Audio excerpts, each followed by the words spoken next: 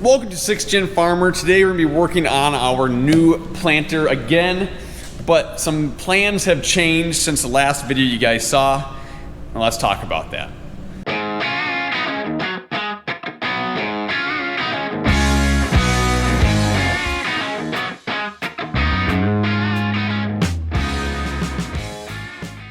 So in the previous video, I had talked about adding a Raven rate controller to this planter to do some variable rate liquid application.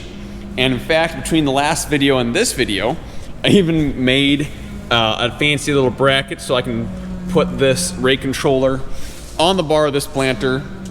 And I even designed and 3D printed a bracket to hold up this flow meter right here. I was very invested in it. The problem that we were running into is the pump that is on this planter, which is right here, is a ground driven. So this tire hits this tire right here, and it's chain driven right there. There's a little transmission, and it is a positive displacement piston pump. So what positive displacement means is if you restrict the flow coming out of the pump, it's going to burst the seals on the pump itself. Whereas a non-positive displacement pump, if you cut off the flow after the pump or you turn down the flow, it'll sit there and it'll spin but not cause any damage. Now, I posted on Ag Talk a few weeks ago asking if you could put a rate controller on one of these pumps, and there were 4 guys that said yes, they've done it. It's not great. You got to put a return on the pump, which we usually do anyways, but it's doable. We called a, well, what do you call them, an application dealer? I don't want to say their name, but they do it. They've set up a lot of planters. Yeah, there's a dealer near us that sets up a lot of planters, and Dad called them this morning and asked about it, and they said that no, you should not be putting a rate controller on a positive displacement pump. So 3 of us got together, we talked about this morning. We really don't have that much liquid application to do, so we're just gonna mind that for this year. So we're still planning on putting on some liquid with this plant this year. It's just gonna be a constant rate, which is perfectly fine for the little bit that we wanted to do anyways for this year. I'm still gonna keep the rate controller and everything set up to put in the planter because coming in the future, we might change our liquid plan, but for this year, we're just gonna keep it the constant rate of the ground drive pump, which is perfectly fine. Some positives about not having the rate controller is it frees up a little space in my cab, because before I had the rate controller right here, and then there was no room for anything else in this cab at all. But having a little bit of room now will be kind of nice. Also, I won't have to have a rate controller connected on this monitor. For the 1 or 2 fields of liquid that we do, it'll be pretty dang simple. I'll just put the chain on that tire, run it normally, and then when I get done with the field, take the chain off the tire so that way it's not pumping dry. It simplifies things a lot.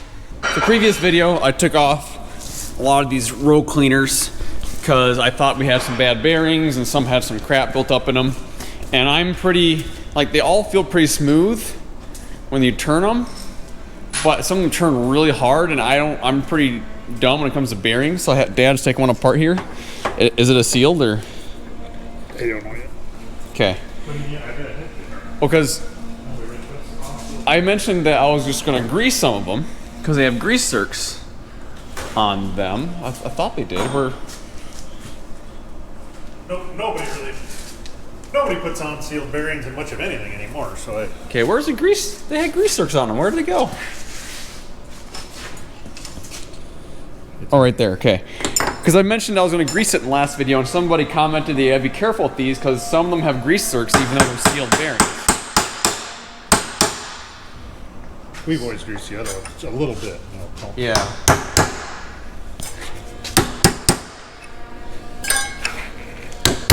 It's been a long time since I've done much bearing stuff. I've replaced a couple bearings on my snowmobile. That's about it. Yeah, you missed the rebuilding of the. I guess I had the bearings apart when I had to rebuild that gearbox. Your video, you quit. Oh yeah, because I went snowmobiling and then you had to rebuild that. Yeah, I had to replace. On the frozen I spent that conveyor, night, U-trough. I spent that night rebuilding the gearbox. Yeah.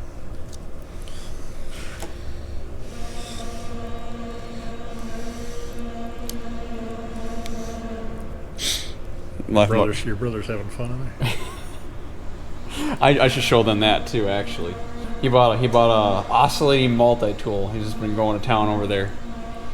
That's annoying, ain't it? Oh, he's been doing it for 2.5 days now.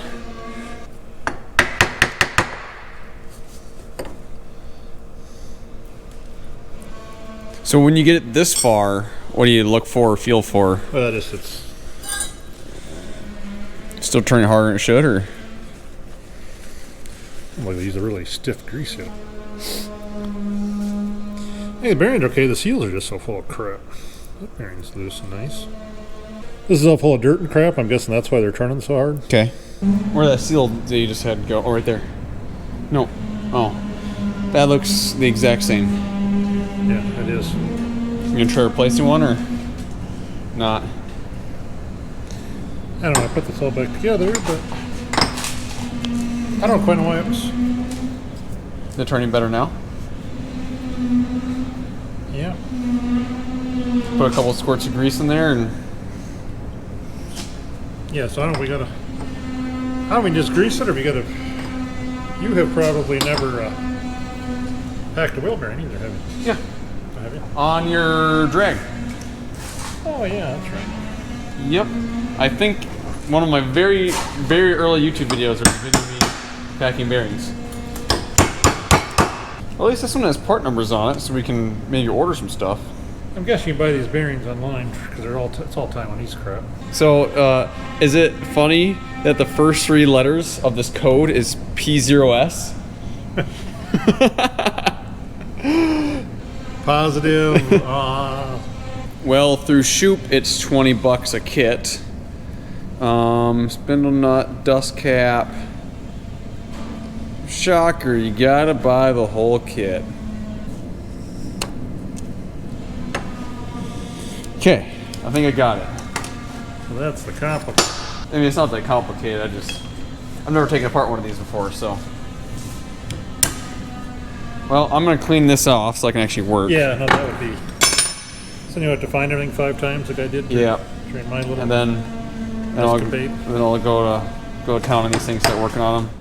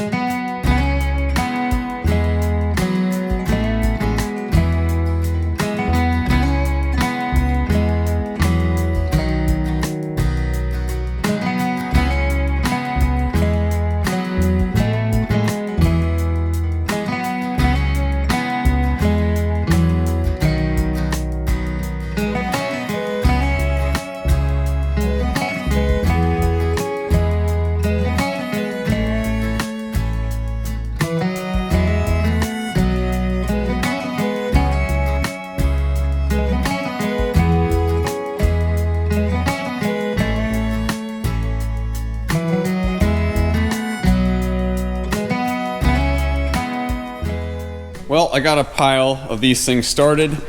I ran out of bearings to put in these things. Now, we did find a part number for the bearings, so over lunch I'm gonna go to Napa Day, grab a bunch of bearings, because a lot, like the races all seem good. Everything else seems good. A lot of these seals are pretty good. It's just a couple of these bearings, when I start spinning them, are kind of rough. And if I'm taking it apart, I might as well put a new bearing in it as well. But until lunchtime, I am going to finish up the closing system on this planter here. So Chris went around, put all new bushings and all these closing wheel brackets, really stiffened them up a lot. And we kind of took turns. I did half the planter, he did half the planter on going through these closing wheels, replacing bad ones, and just making sure everything spins good and cleaning them up. So these need to be torqued down to 45 foot-pounds, and these are 145 foot-pounds. So I got my trusty Harbor Freight Pittsburgh torque wrench here, and I'm just gonna go click all these things around so that way everything is good to go, and then I can start putting these units back together as well.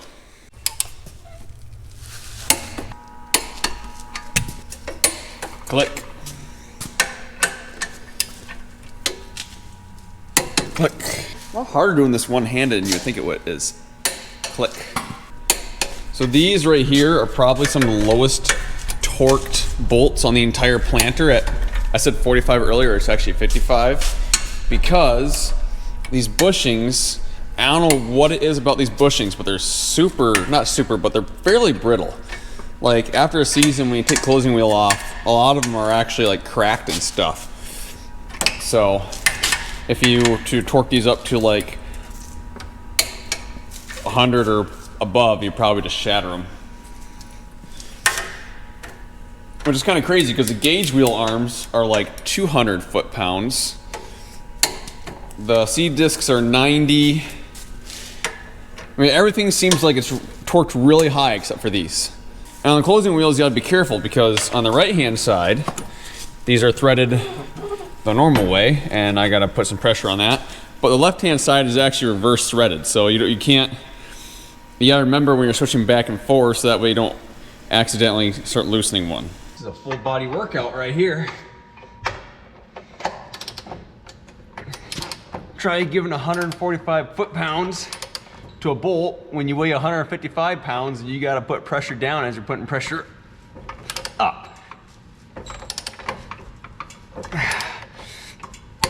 Got it. Well, Napa did not have any bearings, and John Deere did not have the parts needed to finish putting these row units back together. So, we are moving grain today, and we just had a bin empty out from the center sump, so I'm gonna change it to the next one up. So for the past month or so, we've been hauling quite a bit of grain out. We've been trying to get a lot of these bins emptied. These two bins right here and right here have been emptied out and swept already. In fact, I see there's a door open on top of that one over there. I'll have to climb that and close that. But now we're emptying this one out over on this side. And so there is a sump in the center of the circular grain bin that pulls grain out. So all the grain slopes towards the center, and once it all like empties out of the center, then you gotta start opening some sumps further on the sides. Also, this is Tom. Tom kind of showed up today, and we are now best friends. All right, you wanna help me out, Tom? Come here, bud. This way. For some reason, he does not like to leave. Oh, he is following me. He hasn't left the alley yet today. Yeah, come on, bud. I wonder how good you are at hunting birds. There's one in the shop right now. It's really annoying me. Okay, so I've never actually done this one before, but oh, I'm sorry, bud. I just stepped on you. But I was told I need to crawl underneath here and close the center sump somehow. You guys probably can't see squat in here. Which way? That way. That way closes that. Okay, got that one. Okay, open this one. Oh boy. Maybe. Okay. Oh, got it. There we go. That should be far enough. Tom, where'd you go, bud? Oh, there you are. Yeah. Oh, we gotta get out of here. Lead the way. Yeah, come on. Come on. Yeah, come on. Go. Yeah. Come on. This way, bud. Okay, don't turn around. Not. You're not very helpful, cat. You know what I should design? Some electric motors that go on those pulleys there, and then there's a little remote out here, and you can just open it up without crawling underneath there. Let's see if we get some grain moving now. Okay, turn the leg on. Okay, that's moving. Turn the conveyor on. See if we hear grain moving. I feel like I should be hearing a lot more. Something's not working right here. Okay. Apparently I just didn't wait long enough, because as I was crawling underneath the tunnel, grain started to flow. So, that's good, that's moving. Now we just gotta wait for these lights to light up. So basically, this overhead bin that is right above my head This is just like level indicators, like your fuel tank. So empty, halfway full. Okay, got those overhead bins filled. Now I want to show you guys how this north part of our shop is coming along now that Chris has been working hard at it. The entire room now is filled with spray insulation, except for where they're gonna put the door and the windows. So my brothers are spending the last few days working really hard on getting the insulation taken off the wood, because when they come in and spray it, they just spray over everything. So he had, I don't know where it is, he had a little oscillating tool that would just cut right along this wood right here, and then he could just peel off the insulation. But this is gonna be extremely nice to have a cool room in the summer and a warm room in the winter. I'm assuming we're planning on putting some sort of heat, radiant heat above us, kind of like what we got here in this part of the shop. Well, I did not make it as far today as I wanted on the planter, waiting on parts, but what I did just get is a phone call that basically confirmed a new partnership that we're gonna have with this planter with a new product. At least it's pretty new in the United States, that I don't know anyone else that has this. And I am super excited for it, so make sure you guys get subscribed and pay attention, because hopefully by the end of the month, early next month, that will be on the planter, and I'm gonna for sure make a video, multiple videos on it. So stay tuned, I'll see you in the next one.